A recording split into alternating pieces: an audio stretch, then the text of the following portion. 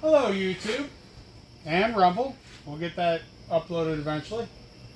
Anyways, just to show you, been doing some changes. Anyone who's watched me for a while knew that I originally got this greenhouse to be able to do an aquaponics setup, but these tanks were impossible for me to find. I ended up finding a way to get a hold of them, and I basically don't know what I'm doing, but I'm going to do it anyways. What interesting timing of that.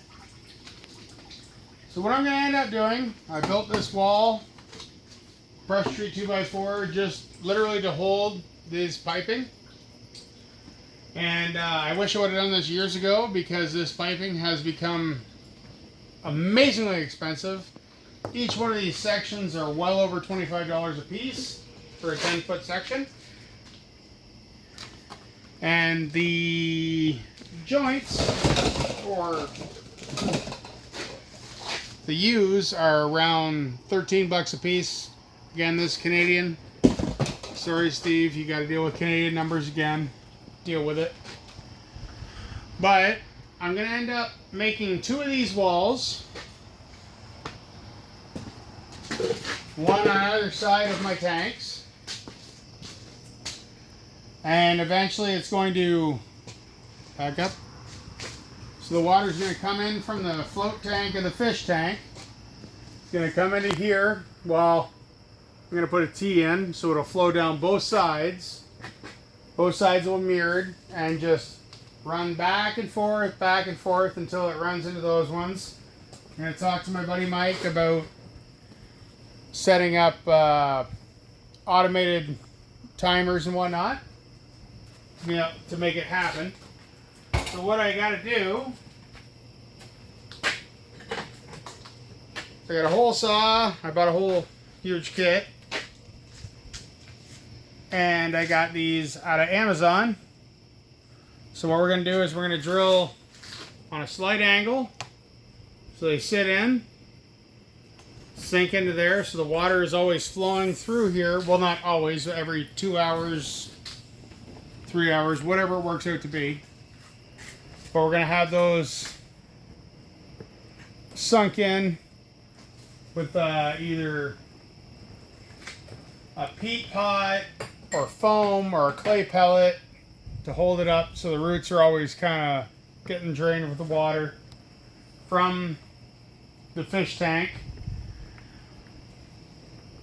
Is it going to work perfectly? Probably not. I barely know what I'm doing. I can barely remember my name in the mornings. But what we're going to do is, I got enough tanks, that the sludgy tanks, we'll switch it over. I'm looking for duckweed, because that's the one I've discovered with a little bit of my research to clean out some water.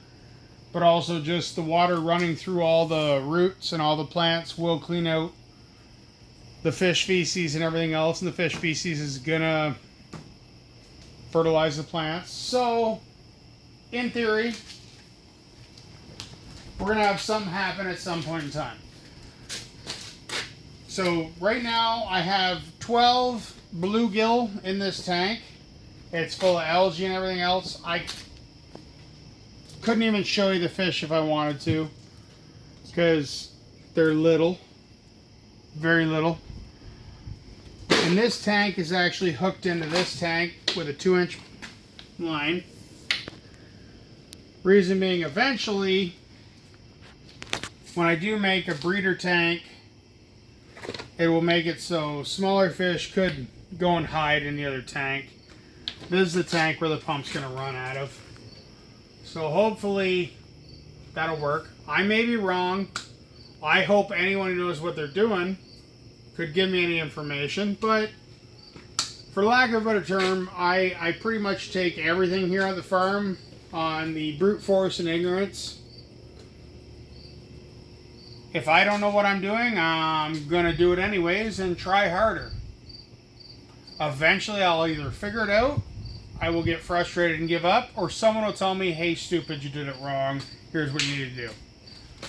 So, as I say, we're going to put those cups in. So obviously we're going to stagger 1 cup here, 1 cup here, I'm thinking I'm going to do strawberries to start because kind of an easier thought.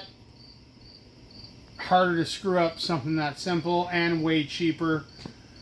But there is a few plants that lend themselves well to hydroponics or aquaponics.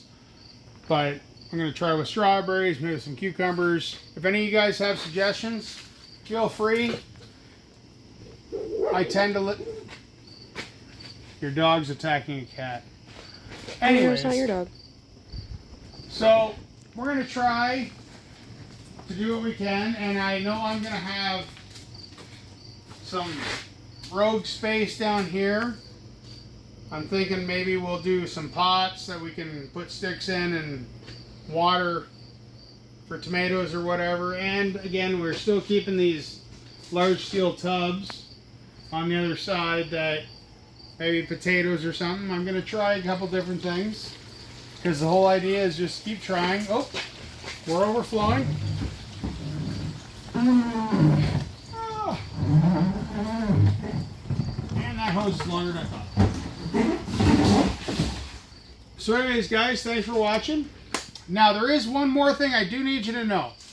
A friend of mine started doing a YouTube channel. It is either under Snoblin Homestead or Brad Snoblin 2. But this guy is a full-time farmer, and he's doing popcorn. He has built a new shop. All sorts of awesome stuff going on there. He's brought in really big machines. Longtime friend of mine, way smarter than me, way better at a lot of stuff. But he's bringing in shaker machines, laser eye sorters, all sorts of crap that I don't even understand. And I will hope to show you more of that to either from my channel or his. But like I said, look up Brad Snoblin or Snoblin Homestead. Wonderful local popcorn that we've been dealing with. Thanks for watching, guys. Have a good night. Bye.